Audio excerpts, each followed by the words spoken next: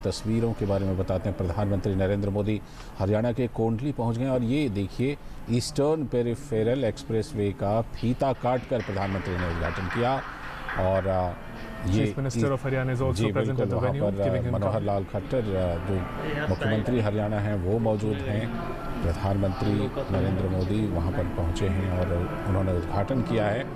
तो ये eastern peripheral expressway के बारे में अशोक जी बात कर रहे थे। इसमें नितिन गडकरी जी ने ट्वीट करके कहा है कि 27% वाहन प्रदूषण कम होगा और दिल्ली के अंदर का जो ट्रैफिक है वो आधा रह जाएगा।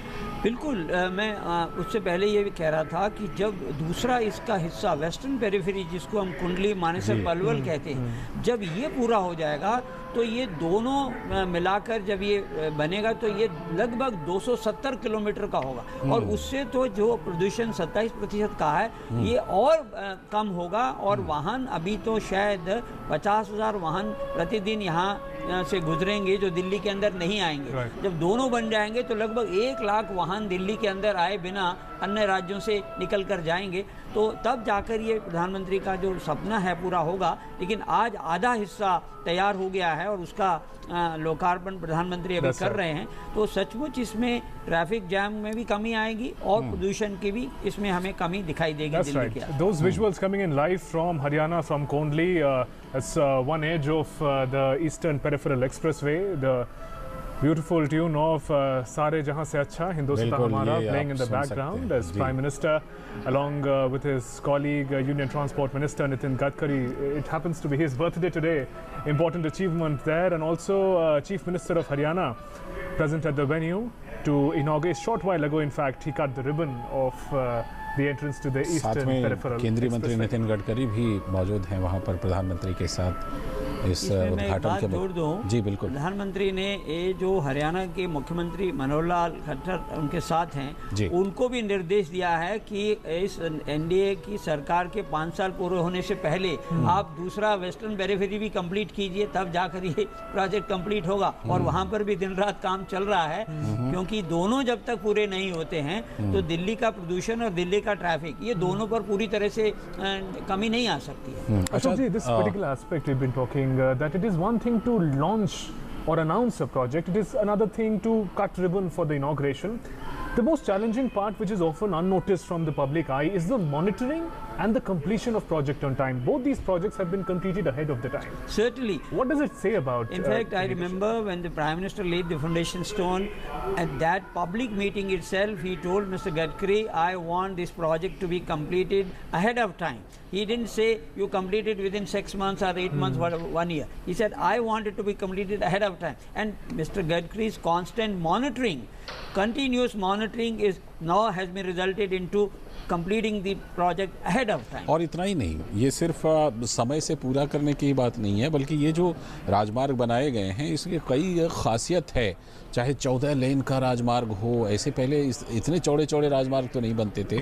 और दूसरी चीज़ ये कि चाहे सौर ऊर्जा का इस्तेमाल हो या फिर जो वाटर हार्वेस्टिंग सिस्टम है उसकी व्यवस्था हो या फिर जो झरने हैं या फिर खूबसूरती के लिए जितनी चीज़ें हैं, वो अपने आप में लगता यही है कि बिल्कुल एक नया दौर शुरू हो गया है हाईवे बनाने का, जो कि आज के लिए नहीं बल्कि लगता है कि आगे 10-20 साल के आगे की चीज़ों को ध्यान में रख करके। बिल्कुल, देखिए विकास की जब हम बात करते हैं तो विकास की रफ्तार तभी तेज़ हो सकती है जब देश में इंफ्रास्ट्रक्चर ठीक हो, और उसके लिए रोड कनेक्टिविटी सबसे बड़ी बात।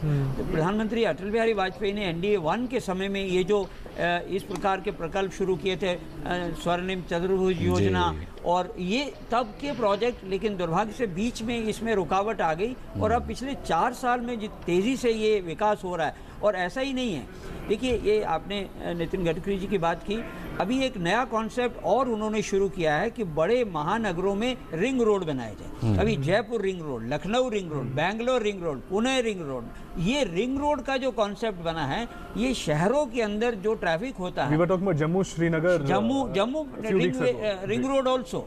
So ring road concept in big cities, I think is a new phenomena. Apart from constructing highways, access control, world class features, and also safety point of view. I think safety is a very important factor, and with the help of the CCTV cameras and warning system, because normally we have seen when highways are constructed, people are not aware of the rules of the road on highways, and that leads to accidents. Yeah, we'll talk about that aspect in detail for the viewers who've just joined us. Those visuals coming in live from Kondli, Haryana. Prime Minister Narendra Modi along with his colleagues present at the venue for the inauguration of the historic Eastern Peripheral Expressway, a 135-kilometer stretch, which is going to be instrumental in many respects, control pollution, efficient mode of travel, also generation of solar energy, all the lighting on this pathway, just like Delhi-Meerut Expressway, which was launched a short while ago this morning. 4 megawatt of solar power plant is going to light the entire stretch of this road.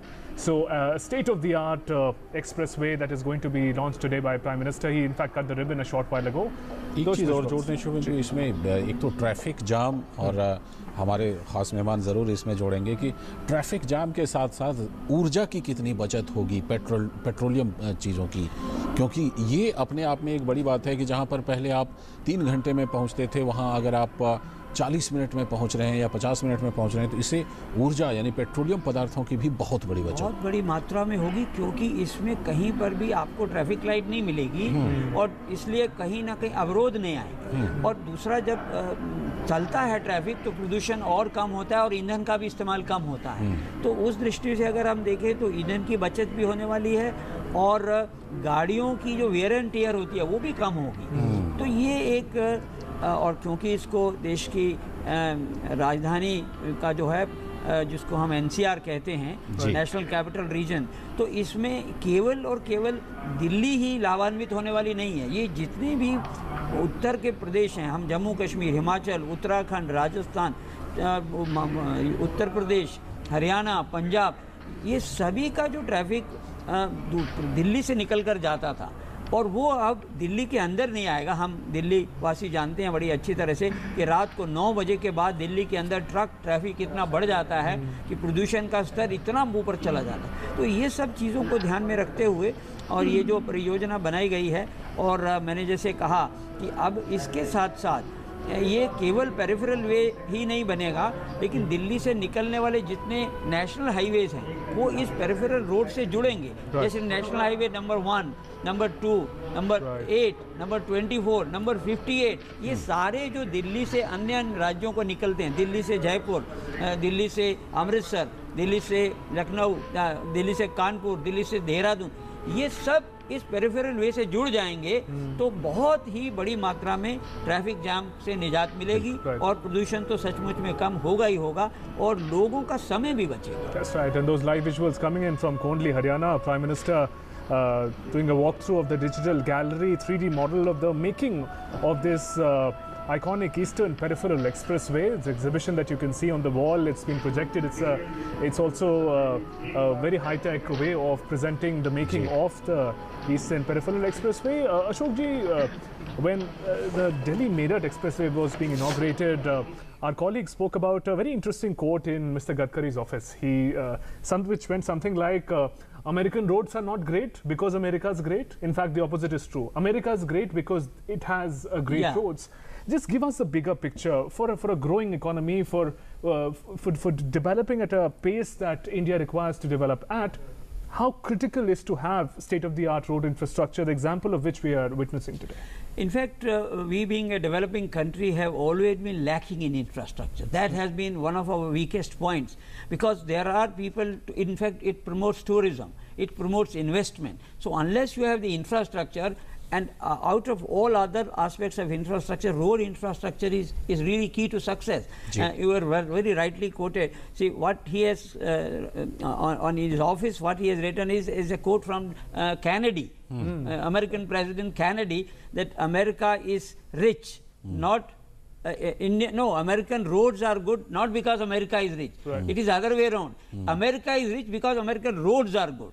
And we all know America today is a superpower largely on account of its road network. जी अशोक जी, ये हम एक बार फिर से दर्शकों को बता दें कि इस वक्त प्रधानमंत्री उस चीज़ का मुआयना करते हुए कि ये जो ईस्टर्न पेरिफेरल एक्सप्रेसवे है उसको बनाने का जो सफ़र है उसको किस तरह से पूरा किया गया है, उसी को किस तरह से देखिए डिजिटल माध्यम से वहाँ पर उसको दर्शाया जा रहा है, जिसको प्रधानमंत्री मुआयना कर रहे हैं कि ये बनाने का जो सफ़र रहा है। और ख़ास तौर पर ये अपने आप में एक केस स्टडी भी हो सकता है कि जिस तरह से समय से लगभग आधे समय में, निर्धारित समय से लगभग आधे समय में जिस तरह से इसको पूरा किया गया है, ये अपने आप में एक केस स्टडी हो सकता है और आगे के लिए इसी तकनीक का और इसी तरह की कार्य पद्धति का इस्तेमाल हो सकता है। बिल्कुल, मैं आपको इसमें एक और बात बताना चाहूँगा कि इस ईस्टर्न पेरिफेरल वे में एक रेलवे ओवरब्रिज बना है जो 100 दिन में बनकर तैयार हुआ है और इसमें यमुना पर 2 पुल बने हैं। एक अगर आप कुंडली से ईस्टर्न पेरिफेरल वे में जाएंगे तो यमुना पार करेंगे और फिर वापस जब आप पलवल की ओर आएंगे तो दोबारा यमुना पार करेंगे। तो 2 यमुना पर ब्रिज बने हैं। रेलवे ओवर ब्रिज में सबसे कठिनाई जो आ रही थी उसको 100 दिन में पूरा किया गया है, जिसके बारे में मीडिया लिख रहा था कि शायद ये प्रधानमंत्री के उद्घाटन होने तक ये रेलवे ओवरब्रिज नहीं बन सकता, उसको बनाया गया है। और हम बात पहले कर रहे थे मेरठ एक्सप्रेसवे की, उसमें भी यमुना पर 2 पुल बने हैं अक्षरधाम के पास।